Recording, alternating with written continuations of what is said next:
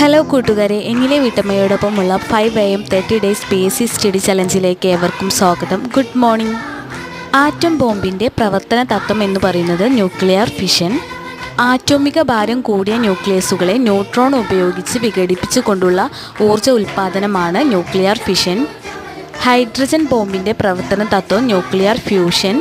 Solar കുക്കറിൽ കറുത്ത പെയിൻ്റാണ് അടിക്കുന്നത്. സോളാർ കുക്കറിലെ കറുത്ത പെയിൻറ് താപം കൂടുതൽ ആഗിരണം ചെയ്യാൻ സഹായിക്കുന്നു. ഇന്ത്യയിൽ കാറ്റിൽ നിന്ന് ഏറ്റവും കൂടുതൽ വൈദ്യുതി ഉൽപ്പാദിപ്പിക്കുന്ന ജില്ല കന്യാകുമാരി. കഞ്ചിക്കോട് വിൻഡ് ഫാം ഏത് ജില്ലയിലാണ്? പാലക്കാട്. എന്നാൽ രാമക്കൽമേട് വിൻഡ് ഫാം എവിടെ സ്ഥിതി ചെയ്യുന്നു? ഇടുക്കി. ഇന്ത്യയിൽ ഏറ്റവും കൂടുതൽ സോളാർ തെർമൽ പവർ പ്ലാന്റുകളുള്ള സംസ്ഥാനം രാജസ്ഥാൻ.